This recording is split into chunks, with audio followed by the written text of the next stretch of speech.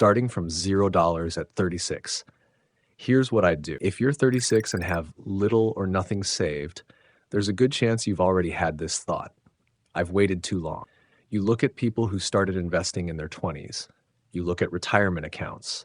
You look at the money you've earned over the last 10 or 15 years. And then you do the math in your head. You think, even if I start now, how much difference can it really make? A lot more than you probably think. But I'm not going to tell you that starting at 36 is just as good as starting at 20. It isn't. You lost time, and time is one of the most valuable parts of investing. But 36 is not 66. You could still have 3 decades or more for your money to compound. So if I were 36 today, starting from basically zero, here's exactly how I'd approach it. First, I'd stop trying to get rich quickly, because that is probably the biggest mistake someone in this position can make. When you feel behind, you want to catch up. And that creates terrible financial decisions. You start looking for the investment that will double your money. You start chasing cryptocurrency. You start trading. You start taking enormous risks because a normal return suddenly feels too slow. But being behind doesn't mean you need a miracle. It means you need a system. And the first thing I do is figure out exactly where I stand. Not what I wish I had. Not what someone my age supposedly should have. The actual number. Income, monthly expenses, debt, savings, investments, and the amount I can consistently put toward my future every month. Because you can't build a financial plan around embarrassment. You build it around numbers. And here's where things get interesting. Let's say you're 36. You have $0 invested. And you decide that from this point forward, you're going to invest $500 every month. Not 500 once, every month for 30 years. If that money hypothetically earned an average 7% annual return, compounded monthly, you'd end up with roughly $610,000 by age 66. You personally would have contributed $180,000. The rest would come from investment growth. Now, that 7% is a hypothetical assumption, not a promise. Investments don't produce a fixed return, and real markets go up and down. Investor.gov notes that long-term diversified investments can be illustrated using assumptions such as 7 to 10%, but actual returns are uncertain. So don't hear $610,000 and think that's guaranteed. The point is the relationship between contributions, time, and compounding. Now change one number. Instead of $500 a month, imagine you eventually reach $1,000 a month. Same starting point, same age, same hypothetical 7% return. After 30 years, you'd be looking at roughly $122 million. You contributed $360,000. The hypothetical growth accounts for the rest. And that's why I wouldn't obsess over finding the perfect investment. I'd obsess over becoming capable of investing more. Because increasing your contribution from $500 to $1,000 a month can matter enormously. And that leads to the second thing I do. I'd focus aggressively on income. This is the part a lot of wealth advice gets wrong. If you're starting at 36 with nothing, you can cut expenses, you can cancel subscriptions, you can stop eating out, you can negotiate bills. All of that helps. But there is a floor to how much you can cut. There isn't necessarily a floor to how much you can earn. You can learn a valuable skill, change jobs, negotiate your salary, build a side business, take on additional work, move into a higher paying industry. The exact answer depends on your situation. But I'd ask one question every year. How can I make the amount I invest each month bigger? Because going from $200 to $300, going from $500 to $750 matters. Going from $500 to $1,000 matters even more.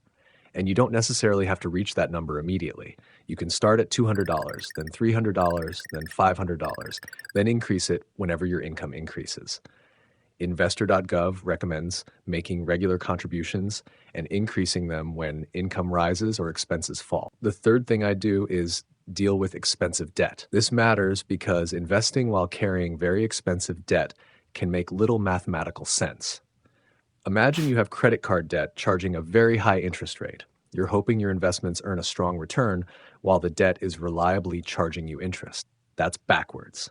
Investor.gov specifically warns that high interest debt can cost more than you could reasonably expect to earn from an investment and recommends paying it down.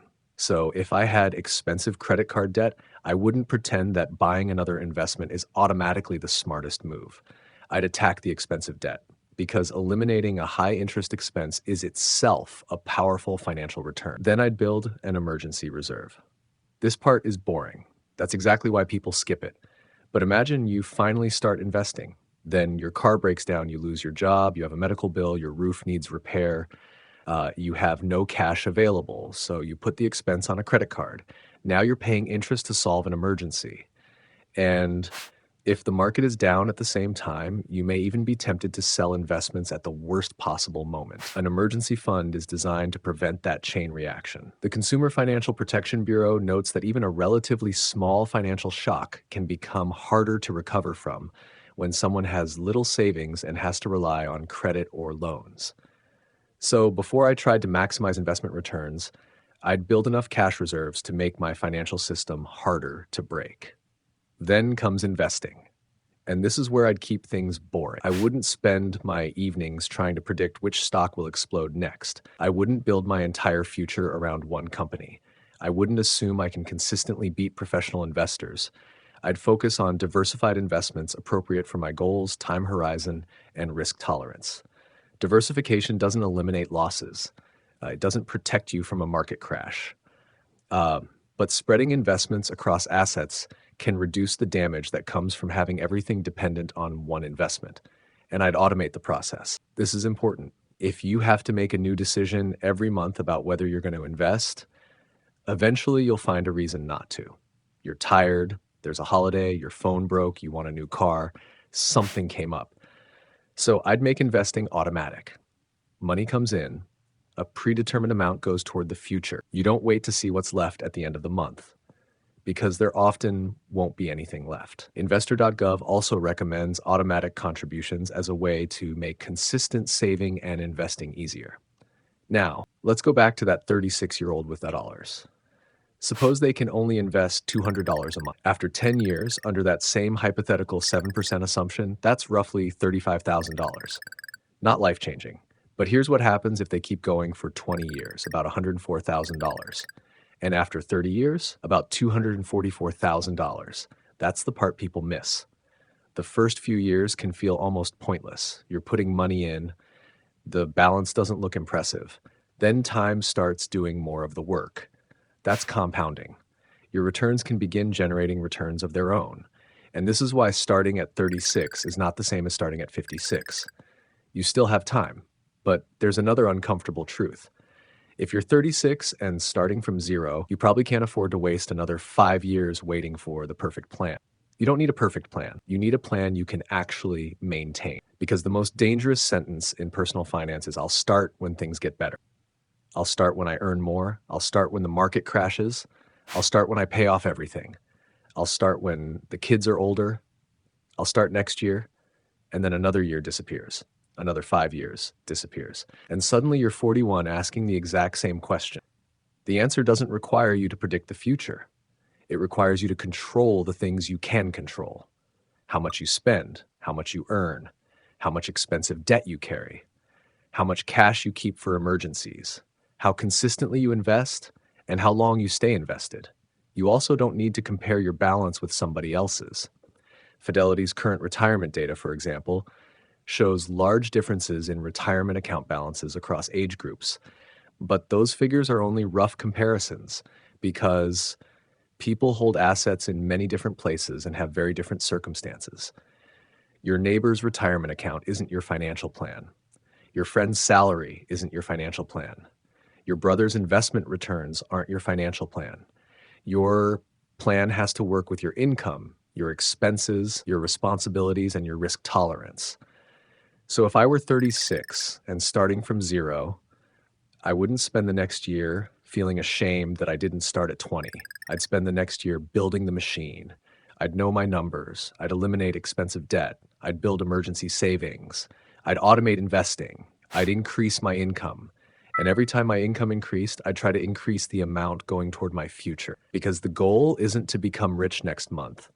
The goal is to make being financially stronger almost inevitable if you keep following the system. At 36, you don't have the luxury of unlimited time, but you have something else. You have information. You know what happens when you ignore money. You know what happens when spending expands with income. You know what happens when you keep saying later, and you still have decades ahead of you. So no, starting at 36 isn't ideal. Starting at 20 would have been better. But that's irrelevant now. You can't invest in the past. You can only invest from today forward. And if you're sitting at 6 with $0, the most important number isn't your current balance. It's the number of years you still have to do something about it. And that number is not zero.